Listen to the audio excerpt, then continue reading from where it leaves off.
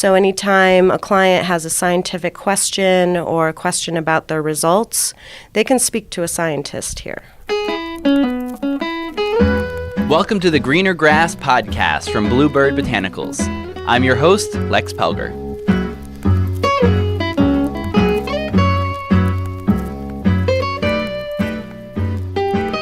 Today we tour AgriScience, one of the premier cannabis testing facilities in Colorado. The grow operations in this state are required to test their products for cannabinoid levels and contaminants. AgriScience is one of those licensed test facilities, and they offer more tests than what the law strictly requires. It's a valuable service and an informational tool for any serious cannabis grower. Hayley and Kim were gracious in showing us the machines and techniques they use to test the chemical secrets of cannabis. The enthusiasm of the whole team was striking, and their willingness to share their knowledge. So please enjoy this tour of AgriScience. This show is brought to you by BlueBird Botanicals to spread education about cannabis and other things on the greener side of life. BlueBird CBD oil comes from farms in southern Colorado and is grown using only water, soil, and sunlight. Go to bluebirdbotanicals.com for more info. I'm very happy to be here today at AgriScience. And would you please introduce yourselves? I'm Hayley Witherall. I'm the Sales and Marketing Director. I'm Kim Ross. I'm the Technical Director here at the lab. And so can you tell me about your backgrounds before you got started working here and doing this? So I'm Kim. My background is in molecular biosciences. I did my undergrad in biochemistry at Montana State University. And then I moved on to do a doctorate at the University of Colorado Boulder in molecular biology, and I studied drinking water distribution systems and their microbial components. And what did you find out in your study? We found out that when you look at the microbiome of a drinking water system from a DNA perspective, so from a molecular perspective, you find that there's lots of inhabitants in our drinking water systems. Even though that they're chlorinated and disinfected, they select for a group of microorganisms that are able to survive and thrive there, and actually does have some public health implications. And across the U.S., drinking water is pretty similar if it's chlorinated, and that even extends to places like Mexico City and other regions of the world that you would think are so geographically separate that they would be very different, but that chlorination actually helps it be very similar. I moved here from Ohio in 2013, and I managed dispensaries for several years before I started working for testing laboratories. I was really curious about the science behind cannabis, and it's been really interesting how much I've learned here. It's a great team. And so what exactly does get done here? So we test cannabis products that are on the way to market. So producers and processors, so everything from the plant itself to products derived from cannabis, so infused topicals or edibles or concentrates are all tested for microbial contaminants.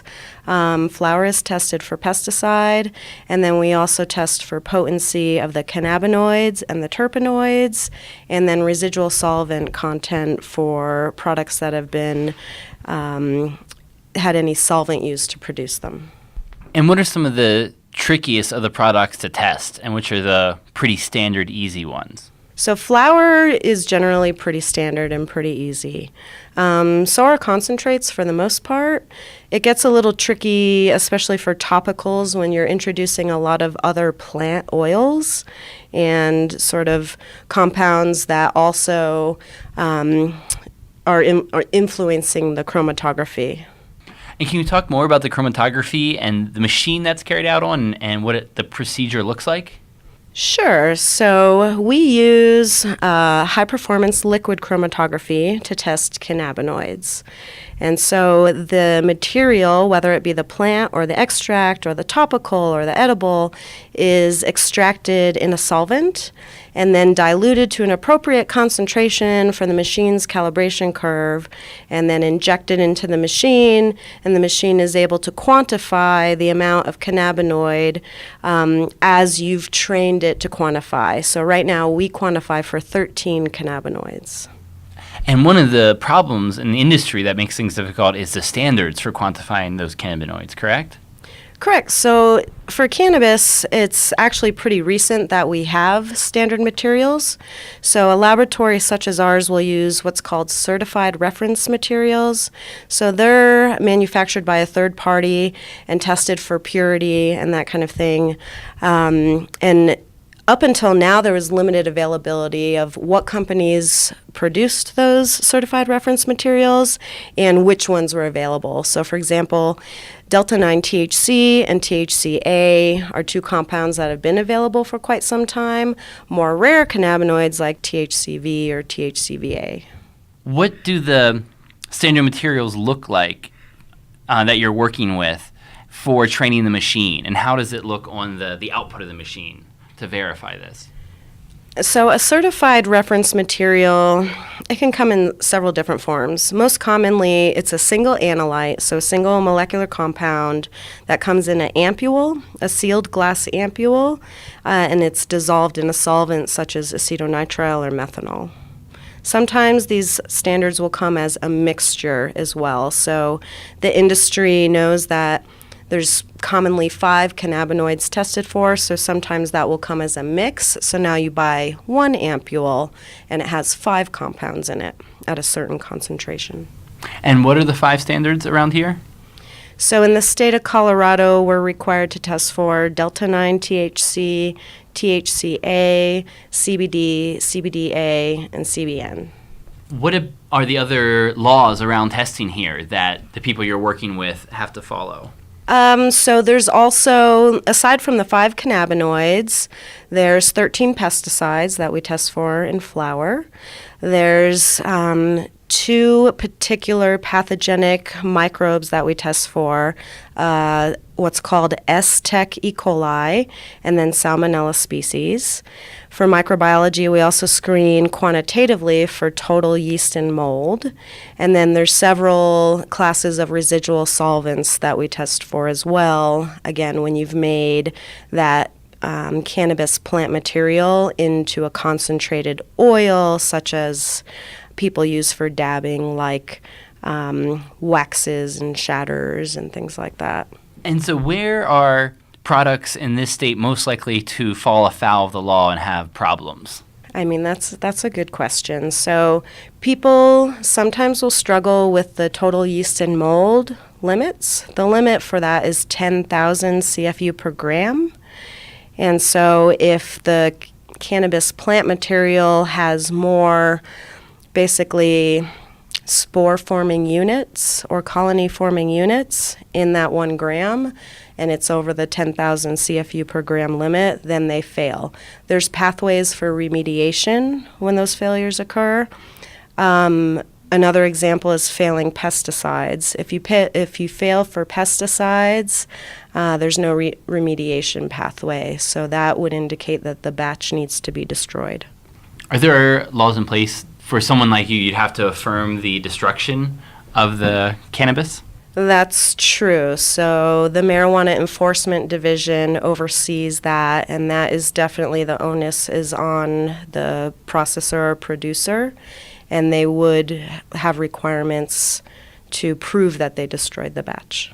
And for the yeast, if you have a cannabis sample that's high on yeast or mold, what are the remediation techniques that can be done to help fix that and make it safe?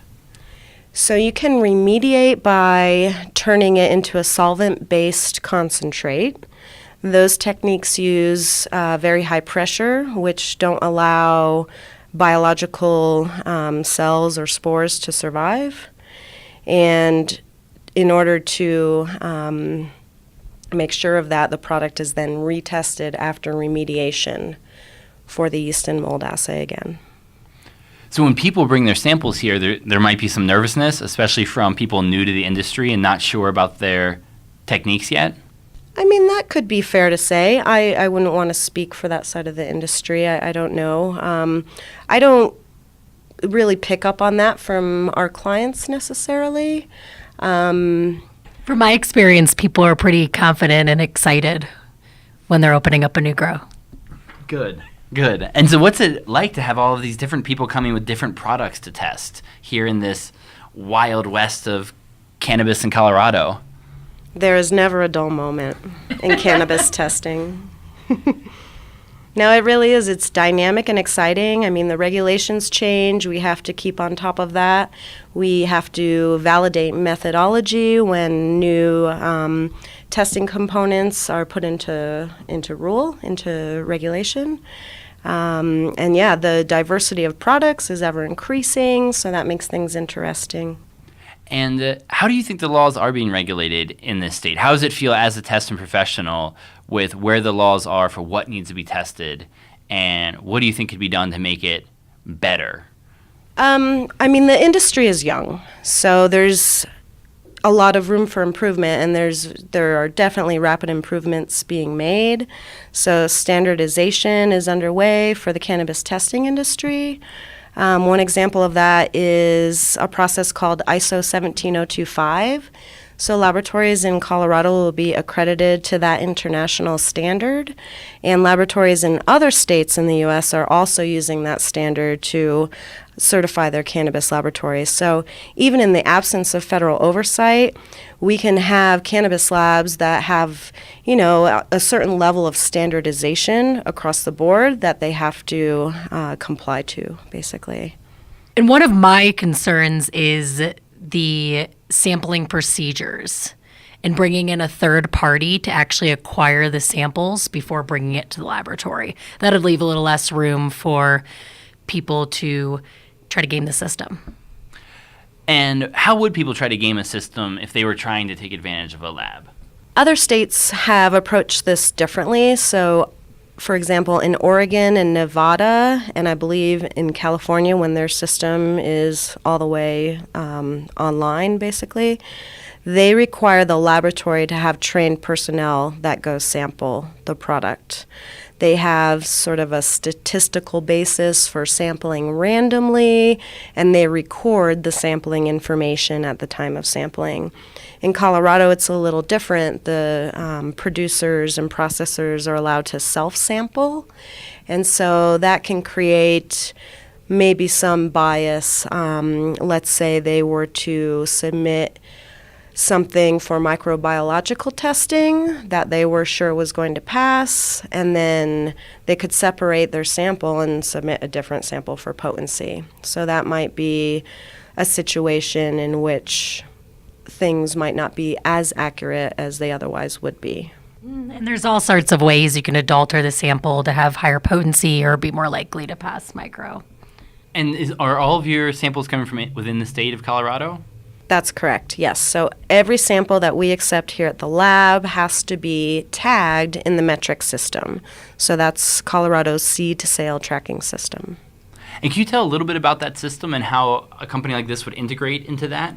Well, it's called the seed to sale system. Every bit of cannabis from the second it starts growing or it's cloned, it's put into the system and it's tracked all the way through growth, through getting cured, harvested, and sold in dispensaries. And it's in metric all the way until it leaves the dispensary. So they have to send product to us in this system, and it also tracks that a precise amount of this product comes to us, and we have to waste it out and document it in the system too. And in that way, we're regulated the same way as grows or producers or dispensaries. And what do you do with all of the cannabis waste that would come out of a facility like this? That's a great question. So again, there's a lot of regulations surrounding that. We have to render it unrecognizable, which means mixing it with something like soil, for example, before disposal. There's other options that we're currently investigating that involve composting. So we could actually mix the plant material with soil and compost it so that it turns into something useful as opposed to simply being disposed of. And you have to do all of this on camera. So our lab is fully cameraed, security cameraed. All of our work is done on camera. What's it like to know that the state government could be watching any second that they feel like it? We just wave at the cameras every once in a while. No, it's something to get used to. But other than that, I think a lot of us just treat it as part of working here. And it's good for security. It's good for any incident that could occur in a laboratory. We would have that security footage to go back and review. So if there was a spill or any kind of, laboratory accident, we would have that camera footage to go back and look at, which is kind of neat. Yeah, and especially knowing that it sounds like the agencies here are very underfunded, so they probably don't have time to watching much. Probably helps. So you don't have to comment on the efficacy of the agencies here. Yeah, I don't think that they're spending very much time, reviewing camera footage unless there's a complaint. It's definitely a complaint-driven system. What's it like for you all interacting with the state? Do you have to do much, or is it basically you get your processes set up and things are good to go to operate?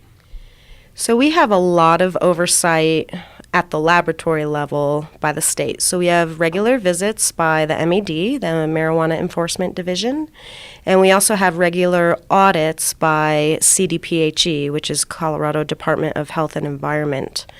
They audit us for compliance with the rules and also our methodology to be sure that our methods are consistent with the results that we report. Coming from the other side of the industry, it's just as strict, if not stricter, than the regulations for grows and dispensaries.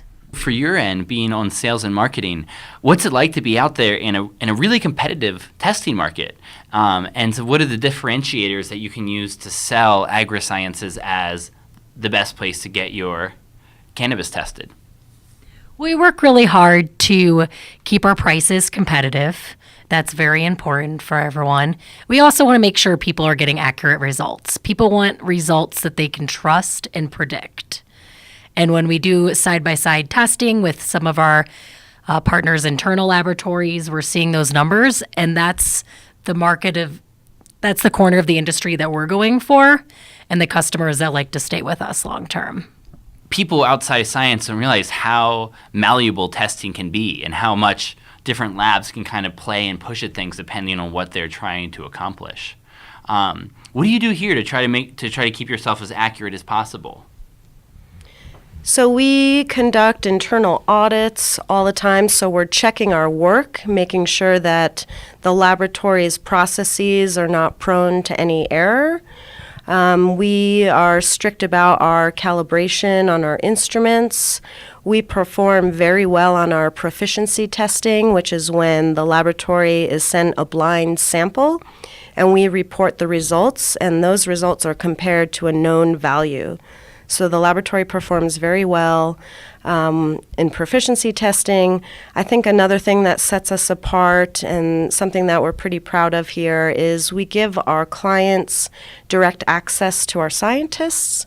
So anytime a client has a scientific question or a question about their results, they can speak to a scientist here. So that's pretty neat too. Yeah, that's one of the things that's most important to me, too, coming from the other side of the industry. I didn't used to know very much about the testing side. And a lot of the labs are very secretive about their methods and where their numbers come from. So when I give tours, which I will to anyone who's considering testing with us, I like to show them and explain the methods of our lab and explain what chromatography is and why this is happening and what exact tests are being done and why we're getting the numbers we're getting. Demystify it a little bit. And can you tell me about the scientists who are on staff here? Sure. We have several PhD level scientists that oversee operations, both on the chemical testing and microbiological testing side. All of our analysts have degrees in science, at least at the bachelor's level, and then 1 year minimum experience in accredited or third-party certified laboratory. It's really a great team here. It's the quality of people that we have, I think, really shows and certainly trickles over to our customer service. And can you tell me about the history of the company and the merger that you had as well? Yeah, we're actually a merger of two laboratories. CMT was Colorado Mobile Testing. They were actually a GC in the back of a van who used to go to dispensaries and grows and test their product.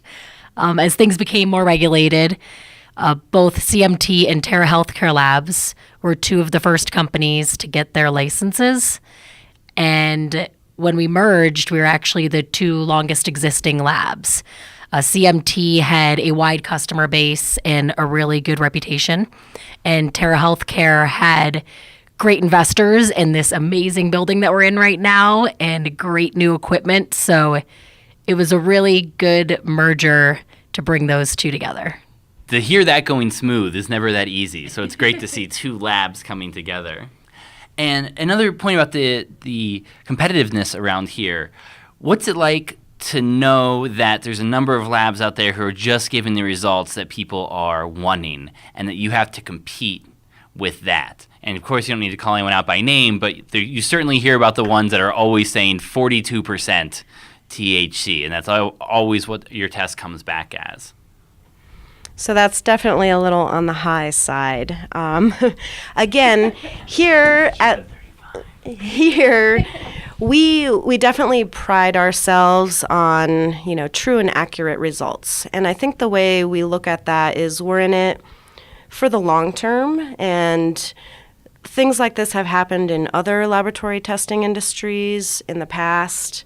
Like the biodiesel industry, even the water quality industry, especially wastewater quality, because those tests are difficult to carry out and take expensive equipment and that kind of stuff. So we just have, the outlook of sticking to our guns, doing the science really well, and we feel that all the other stuff will fall into place. Could we see the lab then? Absolutely. Let's take a walk downstairs. So if you were visiting the lab to drop off some samples, you'd come in the front door and just buzz your way in and come downstairs. You'll be in the foyer here where we're accepting samples, so you can sign in right here. This is our visitor log. Okay.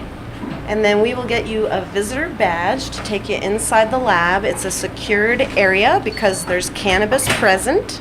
And so everything down here is on camera. There we go. Thank you for the badge. You're welcome. So this is where the cannabis samples are prepped. So we have several workstations here. We prep flour, concentrate, edibles, topicals, tinctures, sodas, any product that comes in containing cannabis. The material will get extracted with a solvent and then diluted to an appropriate concentration depending on how strong it is initially, so it can be injected into the instrument.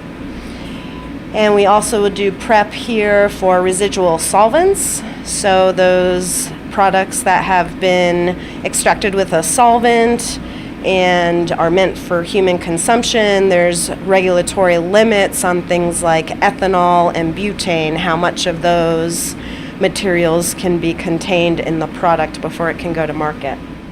My name is Eric Cummings. I'm a lab tech here at AgriScience. What are some of the toughest materials to prep? A lot of the edibles that have a lot of oils in them are really hard to prep because they can cause like matrix interferences with the instrument and give us inaccurate results. And certain products have a lot of fats in them. It's hard to separate those out. We have to use some pretty harsh solvents to deal with those. All right, so preparation. Yep, so we also have, our chemical fume hood here, where we add the solvent to the material in order to protect our people. In this room, this is where we store all of the cannabis after it's tested. We have to retain the samples for a certain amount of time before disposal, especially if they were tested for pesticides. There's a 90-day retention window in case those products need to be retested due to a fail or anything like that. And so back there we also have some of the noisier equipment to sort of just keep it isolated from the rest of the lab. What are the temperatures for retention of cannabis samples? That's a good question. So in the regulations, there's nothing that specifies an actual temperature, but you have to maintain the integrity of the sample. So the scientists determine what is the best way for that. So for residual solvents, we store them below 8 degrees C. And for pesticides, we will be storing them refrigerated for the 90-day window. And now into the main equipment room. Chemistry. Yes, this is our chemical instrumentation room. So we have a number of instruments in here. We have HBLCs and GCs, so it's the liquid version of the chromatograph that tests potency of the cannabinoids and the terpenes. And then we have gas chromatographs that test for those residual solvents. And also, terpenes are also on the gas chromatograph. Could you tell me how these chromatographs work? So we have a couple of GC analysts here right now, so let's ask them. Do you want to introduce yourselves and then talk about these lovely pieces of equipment? Sure. My name is Brian Kuzno. I'm a supervisory analyst here. My name is Nate Davidson. I'm an analyst here. Let's tell them what we test on the gas chromatographs and just a brief overview of how it works. So basically on the GCs, we test mainly residual solvents and terpenes. So residual solvents mainly being things like different organic solvents such as like acetone, acetonitrile, or not acetonitrile. Well, we can test for that as well. Some states do, some states don't. But like pentane, xylenes, just anything harmful that is introduced to a lot of concentrates in the production side of things that we want to make sure is getting purged out of the samples on the back end, so that way that customers aren't being overexposed to these compounds that could be harmful to them when they're ingesting them or inhaling them. So we use these similarly to the LC. We use gas as a carrier, and what we do is we'll weigh out our samples into these headspace vials. It'll drop into the oven, it'll get heated up, and kind of get a representative mixture of gases in the air in the headspace of the vial. We'll take a sample of that and run it on the column. The column will then separate out the analytes in the same way the LC column does, and then we'll get a chromatogram just like we do on the LC that shows us all of our different analytes at the different spots where we know they should be coming out at. And can you describe what a chromatogram looks like and how you would use that to figure out what's inside? Yeah, it's Looks a little like a seismograph, I would say. Yeah, it's not overly pretty. It just kind of is like a straight line with some peaks and bumps, and the peaks, like kind of like Nate said, is like a seismograph, if you want to picture it in that way. And so basically, we know when we run our method based on the column we're using and the method that we're using, we know where these analytes should come out. So say we run for instance, a 10-minute method, and we know that with our parameters and everything we have, that acetone should come out at 4 minutes. And so if we run our sample and we see a peak that comes out right at the 4-minute mark, we know that that's our acetone. And we have internal standards and QC standards that we run as well with these, so that way we have a certain set of, like, every 10 samples, every 20 samples, we run these standards. That way we can kind of double check everything as well to see that we're not getting any drift, it's not coming out at 4.3 instead of 4 kind of thing. That way we know that as we're going through our run, that all the peaks that we label as such elements are actually those organic compounds. So, and the same thing works with the terpene method too. So we have terpene standards that we run, so we know where all these different terpenes can come off, and then we run our terpene sample the same way, and we get our chromatogram looking roughly the same. It's just we're measuring different analytes against different standards. So. And how many terpenes are you testing for? Right now we're currently testing for 22. So yeah, we can test up to 22 terps. Nate and I have seen enough chromatograms where we can kind of guess where a couple more come off that we don't test for, just because we see them enough. And so we've always been looking toward getting other standards too, to try to get more than just 22. The biggest thing with that comes down to just kind of like a cost benefit ratio of we have to run these standards on our instrument with every run, and they're pretty expensive. So just kind of finding a balance between the most cannabinoids we can run at a time and kind of a good balance of price per test for our clients that are out there. So we try to pick the 22 most common terpenes and ones that people seem to be most concerned about, and we run those, and hopefully one day in the future terp standards won't be as expensive, and you can get people up to 60-70 terps per test. So Yeah, maybe one day. I've heard it said that the terpenes are the most expensive thing that the plant makes. In terms of if you wanted to be reselling it, the terpenes are the things that weigh more than gold. I don't know as far as our clients or anyone that I'd talk with. I don't know if they sell their terps or not. I do know with some other like cartridge like oil makers and people like that like to reintroduce terpenes. I know that they buy their terpene pure extracts, and I do know that those are super expensive. Yeah, so firstly on my side of things, I don't really know too much other than like if I'm talking with someone, they're like, oh yeah, we got like this tiny bit of this terpene extract and it was a ridiculous amount of money, or at least what I thought at the time. So Yeah, even when they're extracted from other plant sources, they're pretty expensive. Are there any terpenes that you see the most in samples from Colorado? Cannabis in general, you see beta-caryophyllene. That's kind of like the original starter terpene. So similarly to with cannabinoids, CBG and CBGA are typically known as like kind of like the starting cannabinoids that everything else kind of branches off of, depending on the different enzymes and kind of the different what's the word I'm looking for? Metabolic pathways. Yes, like within the plant. So, based off of those, that's kind of where everything will spread off from. So on the terpene side of things, most cannabis start with beta-caryophyllene, and that's kind of the one that no matter what flower you pick up, it will have some of that in there no matter what. Alpha-humulene is a derivative off of that too. So you got the beta-caryophyllene, the alpha is the alpha isomer of that. And then you also have the other ones that I see a lot in most other cannabis products, definitely beta-myrcene. Is one of the most prevalent ones. That's like the really hoppy smell that you get a lot. Limonene is another really, really prominent one. That's a very citrusy smell. Linalool is a lavender one. That one doesn't typically come up in a primary roll, but can come up in larger like secondary rolls as well. It's not going to be your main one, but it could come up bigger in larger volumes and give you other benefits on top of it. But yeah, mainly it's going to be the beta-myrcene, the limonene, the alpha-beta pinene, also terpinolene. Every now and then we'll see that one. That one, I don't know, Nate and I were still trying to figure out like what kind of smell that one gives, and we think it's kind of like more of like the fruity smell. I'm still not convinced that it's solely that terp that's giving it the fruit. I think it's a combination of a bunch of terps that gives you that fruity smell, but it's kind of what makes this part of the testing really interesting is, you can kind of smell a sample, run on the instrument, and kind of see what profile it gives you, and kind of build our own internal profile that way. So it's pretty cool. And can you tell me about the names that the various machines have?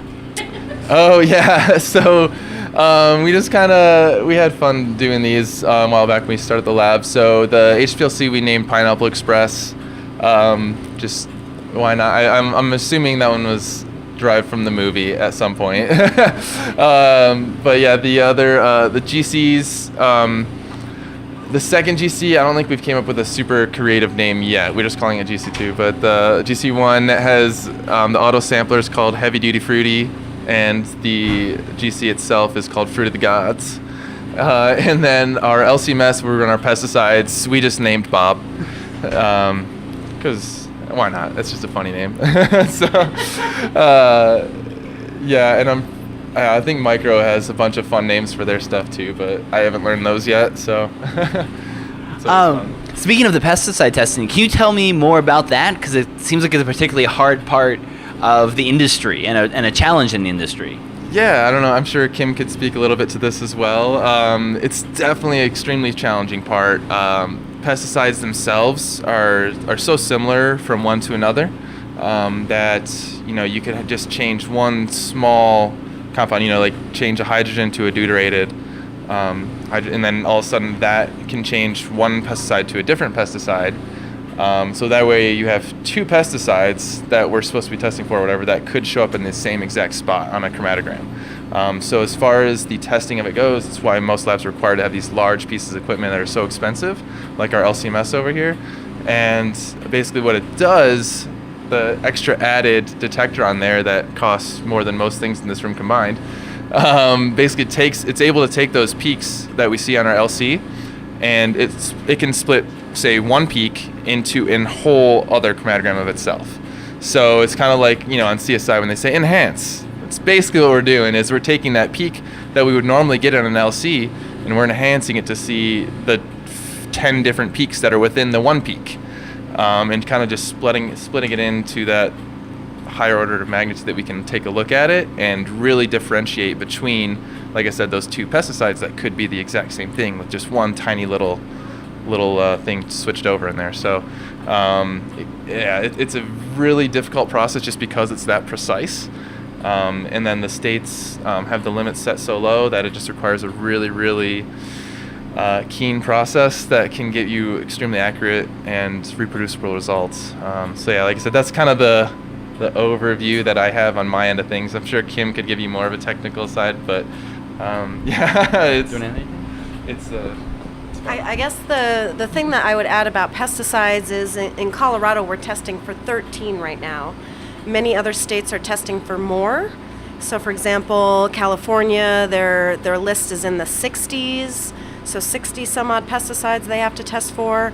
In Oregon, it's in the 50s or 60s. In Nevada, it's around 24.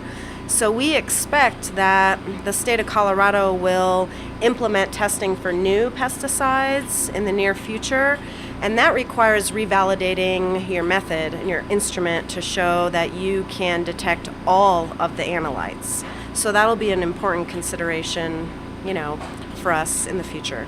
Just for the last one, if you want to talk about how a cannabinoid test gets done. Yeah, so start to finish, the cannabis flower comes in the door. Essentially, we'll put it through our sample intake, sample processing.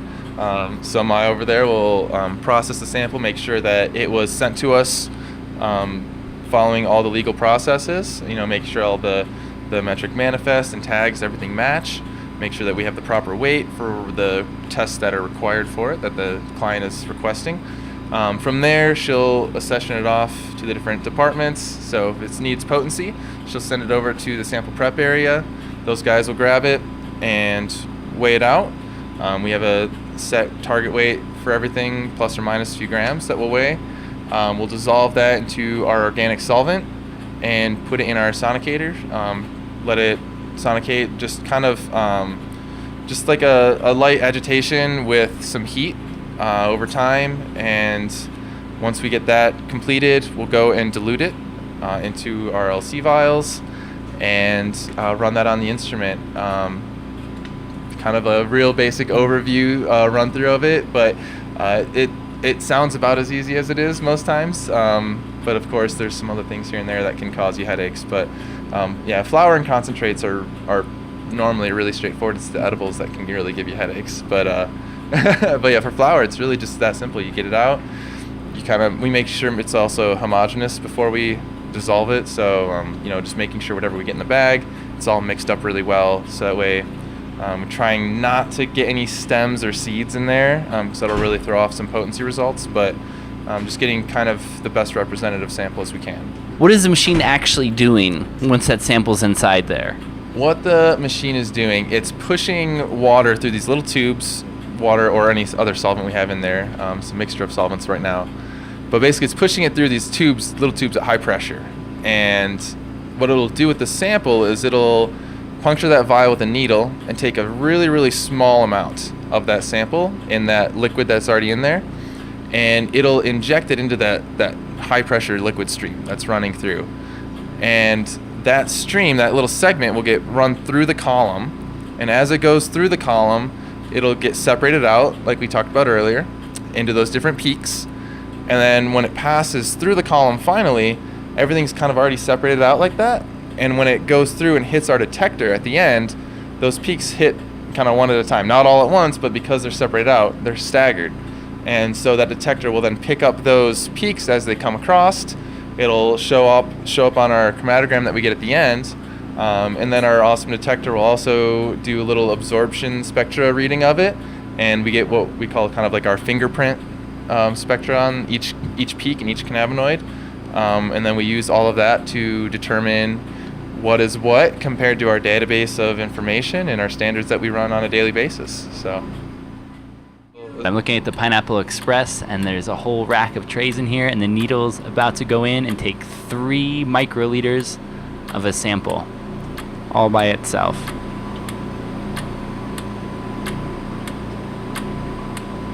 Wow. It's a robotic arm that moves the needle around, swings it around. Realize how fast that's swung.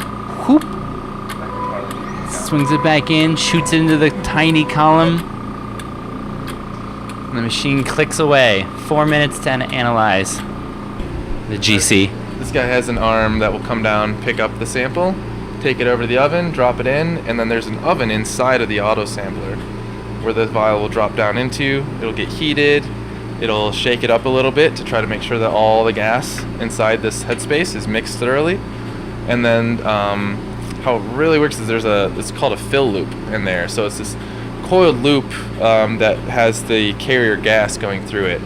And once the vial's been heated and stirred and mixed, it'll take a subsample of that gas inside, and it'll shoot it into that loop. And then once the loop is filled, it'll close everything off, and then it'll shoot what is in the loop through our transfer line into our column in the GC oven. And then same thing with the other column. It'll go through there, separate out the compounds. Instead of the high pressure liquid though, this time we have gas. And then it'll hit our detector in the same fashion. Another thing why we run GCs and LCs and not just one instrument for everything, I don't know if Hayley already mentioned that, is because the GCs, because of the temperatures they use, if we were to try to do a potency test on it, it would end up decarboxylating all of the acidic compounds. So instead of being able to read THCA and THC, it would just give you one THC number, because the heat would burn all that THC into the D9 form. Mm-hmm. So you would not be able to get a really accurate representation of what your THCA or delta 9 values are in that compound. So. All right, so we'll visit our microbiologists. We have our micro lab segregated from the rest of the lab. So we'll go ahead and come in here. So like we talked about earlier, the cannabis samples that need to be tested for microbiology will come back here. And then we have a team of microbiologists. Would you like to explain what these samples have to go through back here? Rigorous testing. Can you tell me your name and position, please? Carly, and I guess I'm the night manager, micro team leader. We all have a lot of jobs here, many hats worn by everyone. So what we do back here is test for total yeast and mold. So any of your bugs that might get into your grow and grow on top of your plants. You know, we hear a lot about the E. coli and salmonella issues with eggs, and lately we've had lettuce issues and beef even. We make sure that your weed and your marijuana products are all just as clean.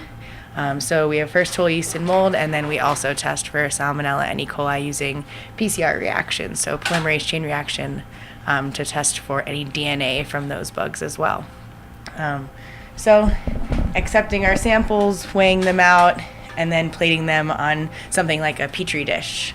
Something a little bit thinner, smaller, saves a little bit of space, and then seeing over 3 days if anything grows, and counting those colony forming units and reporting that back to the state and letting our clients and the consumers know that their weed is safe, which is really good to hear.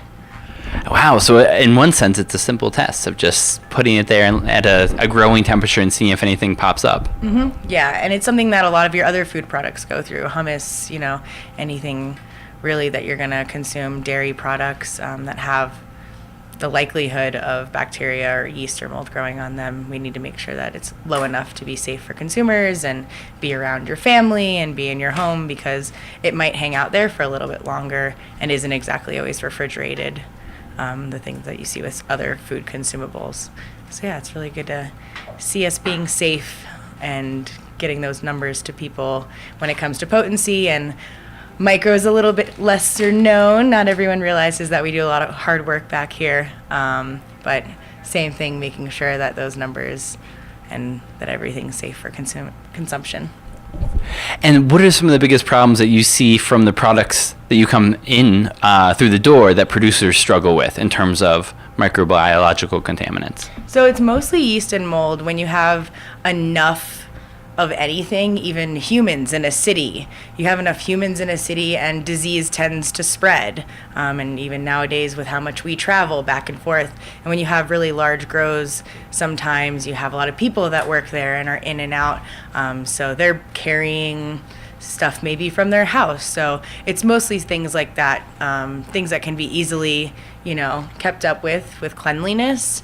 But sometimes when you have really large grows, as a lot of these companies are getting bigger and bigger, you sometimes struggle with those types of things. Contaminants in general. Well, thanks so much for keeping us safe. This is great back here. Thanks. And actually, could you tell me about the equipment that we see? Some of it's your just regular lab equipment, balances, pipettes. I would say mostly the fun stuff is the PCR when we're running for Stec and Salmonella. We check actually for the DNA of those organisms. We don't check for their morphology, or with the total yeast and mold, you can actually see them growing really well. But with the E. coli and the Salmonella, we break open all the samples, break open those cells, and hopefully it's just plant DNA and maybe some other little things here and there, but no Salmonella or E. coli. So the PCR is really the fun part. Everything takes a good amount of time. Nothing is too quick here. Science takes time, and there's a lot of incubation. So we've got our 2 incubators here, 25 degrees and 38 degrees, your ambient temperatures and temperatures that really help yeast or mold thrive. So we give them the temperatures that they love and hopefully don't see any of them grow, indicating that it's a clean product. But yeah, hoods that we keep our bugs in. We want to make sure that we don't contaminate anything, because we have to have controls that we test our samples against. So we actually have in our refrigerator Salmonella and E. coli. You don't see a lot of people or tours come back in the micro room because it is a BSL-2 area. We have bugs in this room that really can't just let anyone hang around in. We always tell everyone to put their hands behind their back or in their pockets. Just, come and tour, but don't touch. No touching. We don't want to get you sick. But all of us are highly educated in how to handle these bugs. So we have equipment as well as really amazing people that work here that understand and have really amazing background knowledge in how to work with these bugs and keep us all safe. Cool. Excellent. Well, thanks so much for sharing. Thanks for taking the time, everyone. Greener Grass is a BlueBird Botanicals podcast. Their CBD oil supports a healthy body and a strong endocannabinoid system. They've got friendly customer service who can answer any of your questions, and the number is right there at the top of their webpage. But, per the FDA, they won't be able to make any medical claims for these nutritional supplements. That's also the reason you'll hear little about CBD on this show.